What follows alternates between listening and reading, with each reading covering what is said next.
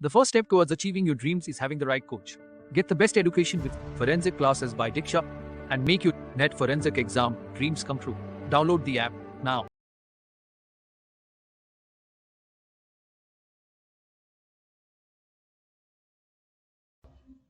Hello everyone, welcome to today's class. और आज की क्लास में हम पढ़ रहे हैं thanatology, introduction to thanatology, tripod of life and organ transplantation.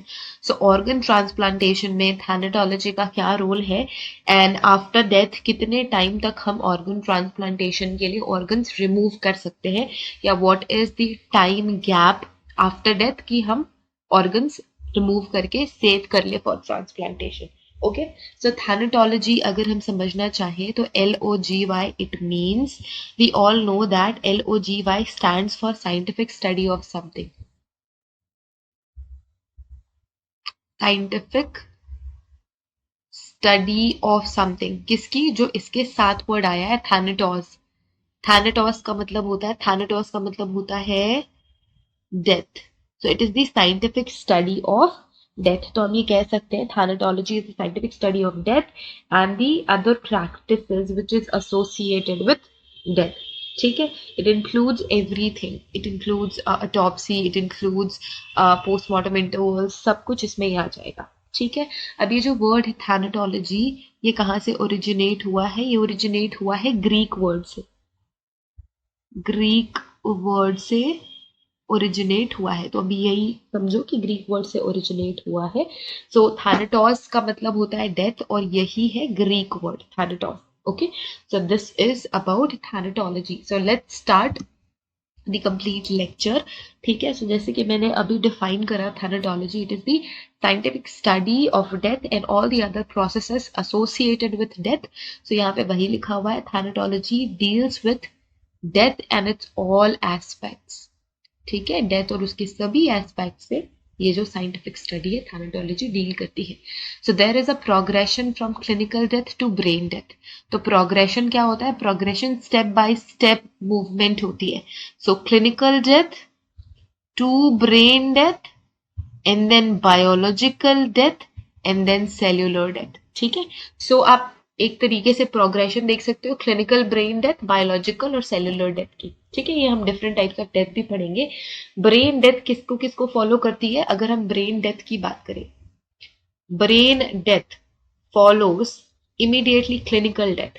Brain death के बाद इमीडिएटली क्लिनिकल डेथ आती है due to lack of oxygen. किसकी वजह से? लैक ऑफ ऑक्सीजन की वजह से। सबसे पहले सेरेब्रल कॉर्टेक्स डेड होता है, अफेक्ट होता है, फिर सेरेबेलम, एंड इसके बाद जो लोअर ब्रेन सेंटर्स हैं वो सारे के सारे डाई कर जाते हैं। ठीक है, तो सेरेब्रल कॉर्टेक्स अगर हम देखें, so this is cerebral cortex. तो सबसे पहले अफेक्ट इसको ही होता है after brain death. After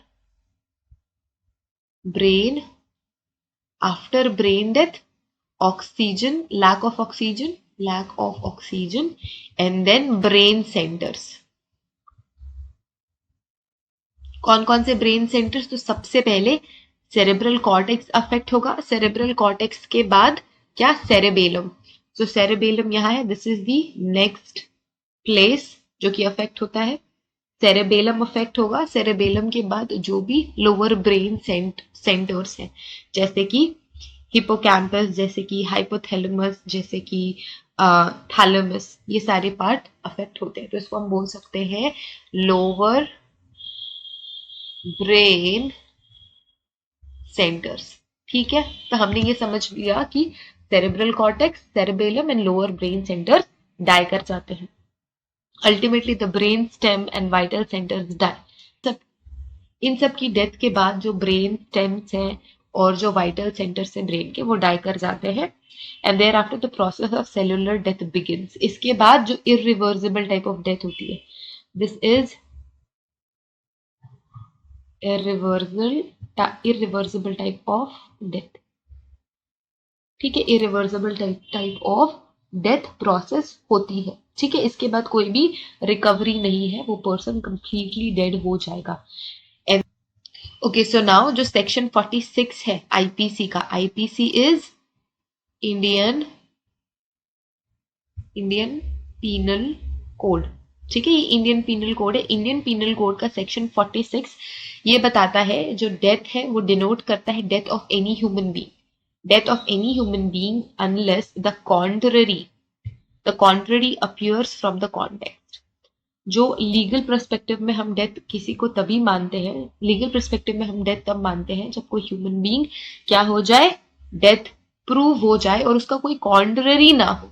for example यहाँ पे कोई पर्सन है ए, ठीक है, हम इसको डेड तभी बोलेंगे, हम इस पर्सन ए को डेड तभी बोलेंगे जब इसका कोई कॉन्ट्ररी नहीं आता। मतलब कि कोई पर्सन है, लेट्स से ये आके बोलता है कि मैं हूं ए, और हम तो ये सोच रहे हैं कि ए की डेथ हो चुकी है, तो जब तक ये फाइनलाइज नहीं हो जाएगा कि इसका कोई कॉन्ट्ररी नहीं है, ए की डेथ का कोई कॉन्ट्ररी नहीं है, तभी हम ए को डेथ मानेंगे, वरना नहीं मानेंगे। हम ये एग्जामिन करेंगे कि ये जो पर्सन है जो क्लेम कर रहा है कि मैं ए हूं, वो सच में ए है या नहीं है। अगर वो ए है तो ए डेड नहीं है, अगर वो ए नहीं है तो फिर ए डेड है। ठीक है, कोई कॉन्ट्ररी नहीं होना चाहिए, कुछ इसके अगेंस्ट नहीं होना चाहिए, तभी सेक्शन 46 आईपीसी में हम किसी पर्सन को डेड मानते हैं। अब एक और एक्ट है registration of birth and death acts. तो आपको ये पता होगा कि जब कोई भी नया बच्चा पैदा होता है तो बर्थ सर्टिफिकेट्स बनते हैं, एंड जब किसी की भी डेथ होती है तो डेथ सर्टिफिकेट्स बनते हैं। तो ये कौन रेगुलेट करता है? Registration of birth and death act. इसका सेक्शन 2B डिफाइन करता है death as a permanent disappearance of all evidences of life. क्या इन्होंने बोला? परमानेंट डिसअपियरेंस, हमेशा हमेशा के लिए जो भी एविडेंसेस है लाइफ के वो डिसअपियर हो जाएंगे at any time after life birth. किसके बाद? Any time after life birth. Life birth होना बहुत ज्यादा जरूरी। फॉर एग्जाम्पल कोई पर्सन ए है, उसका लाइफ बर्थ हुआ है, लाइफ बर्थ मतलब कोई भी बच्चा जो जिंदा है, जिंदा पैदा हुआ है, तो लाइफ बर्थ के एविडेंस होने चाहिए। लाइफ बर्थ के बाद किसी भी पॉइंट ऑफ टाइम पे डेथ हो सकती है, and that is permanent disappearance of all evidences of life according to registration of birth and death act section 2B। ठीक है, तो ये दो इंपॉर्टेंट सेक्शंस है related to death. Okay, and legally death की डेफिनेशन एज सच कुछ भी नहीं है। Okay, now we have two types of death. ठीक है, इंट्रोडक्शन में हम पढ़ लेते हैं, we have two types of death. एक तो ये तीनों ही नाम इंटरचेंजेबली हम यूज करते हैं, सोमैटिक, सिस्टमिक और clinical death. This is the first type of death. And then we have molecular death या फिर cellular death. Molecular death, cellular death भी सेम है। ये दो ब्रॉड कैटेगरीज है टाइप ऑफ डेथ की, एक इरिवर्सिबल है, एक रिवर्सिबल है। एक एक करके पढ़ेंगे। सो सबसे पहले हम देख लेते हैं what is somatic death. What is somatic death? It is the complete and irreversible stoppage of the circulation. क्या हो रहा है यहाँ पे? Completely and irreversible stoppage. किसका स्टॉपेज हो रहा है कंप्लीट और इरिवर्सिबल? सर्कुलेशन, रेस्पिरेशन या फिर brain function. It is the complete and irreversible stoppage of circulation, respiration या ब्रेन फंक्शन। इसे हम कहते हैं ट्राइपॉड ऑफ लाइफ या फिर bishop's tripod of life. But there is no legal definition to death. कोई ऐसा लीगल डेफिनेशन नहीं है डेथ की। हम सोमैटिक डेथ को बोल सकते हैं it is a type of death in which there is a complete and irreversible stoppage of circulation, respiration and brain function. The question of death is really very important. देखो, किसी की death हुई है या नहीं हुई है, ये क्वेश्चन बहुत ही ज्यादा इंपॉर्टेंट है। रेसिसिटेट करना चाह रहे हैं या फिर ऑर्गन ट्रांसप्लांटेशन करना चाह रहे हैं तो डेथ का क्वेश्चन इंपॉर्टेंट हो जाता है। As long as circulation of oxygenated blood is maintained to the brainstem, life exists. तो जब तक ये जो ऑक्सीजनेटेड ब्लड है वो ब्रेन में सप्लाई होता रहेगा तब तक लाइफ एग्जिस्ट करती रहेगी। Whether the person is alive or dead, that can only be tested by withdrawal of artificial maintenance। ठीक है, आर्टिफिशियल मेंटेनेंस के विड्रॉवल पे ही हम किसी भी पर्सन को डेड या अलाइव कह सकते हैं। A person who cannot survive upon withdrawal of artificial maintenance is dead। अगर हम artificial maintenance को रिमूव कर ले तो आपने कई बार सुना होगा कि अगर किसी की तबीयत बहुत ही ज्यादा खराब हो गई तो हम उन्हें वेंटिलेटर पे रखते हैं। कोविड के टाइम में ही वेंटिलेटर्स कम हो रहे थे, है ना, तो वेंटिलेटर से अगर हम किसी पर्सन को हटा देते हैं तब अगर उनकी लाइफ चली जाती है, तो वेंटिलेटर से हटाने के बाद अगर उनकी लाइफ चली जाती है तब हम उन्हें डेड कह सकते हैं। तो ये है tripod of life. Tripod of life, तो ये बहुत ही इंपॉर्टेंट है सोमैटिक डेथ में।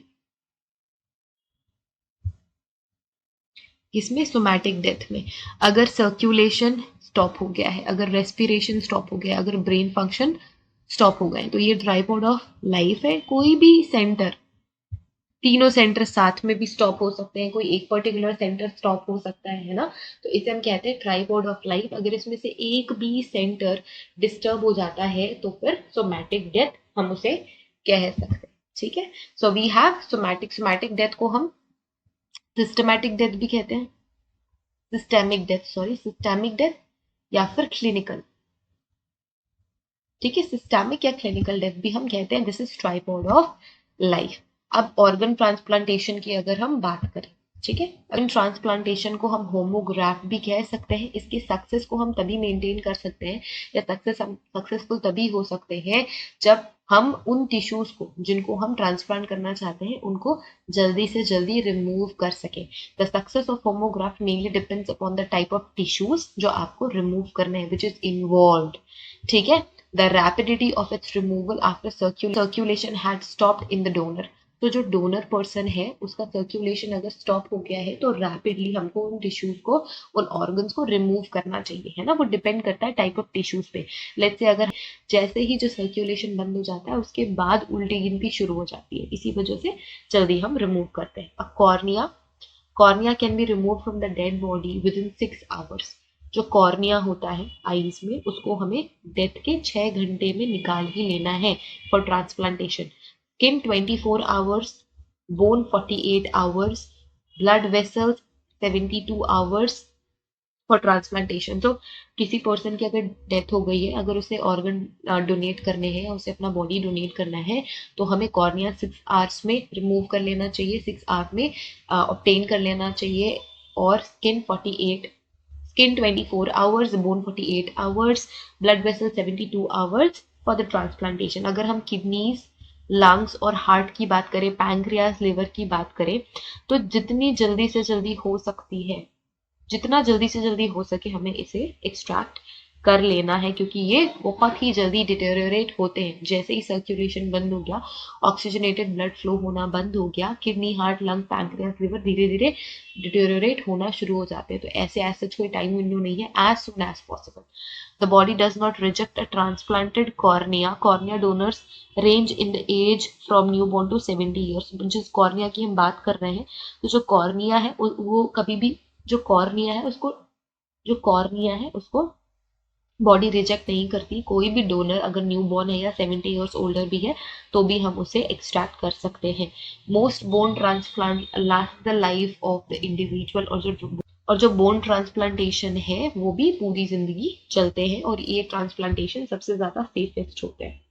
Okay, so we are done with today's topic, everyone. I hope this lecture is helpful to you, and if you like this video you can click the like button, you can share it with your friends, and अगर अभी तक आपने हमारा channel subscribe नहीं किया है तो आप हमारा चैनल ज़रूर सब्सक्राइब कीजिए। अगर आपकी हिंदी लैंग्वेज स्ट्रॉन्ग नहीं है या फिर आप हिंदी ढंग से समझ नहीं पाते, so we have another channel that is Forensic Science English। you can go and subscribe that channel, क्योंकि उसमें जितनी भी लेक्चर्स आएंगे वो सब इंग्लिश एक्सप्लेनेशन के साथ होंगे, तो वो आपके लिए ज़्यादा बेहतर है। So thank you so much everyone for watching this. Have a great day ahead. Take care of yourself and see you guys in the next class. Till then, take care. Bye.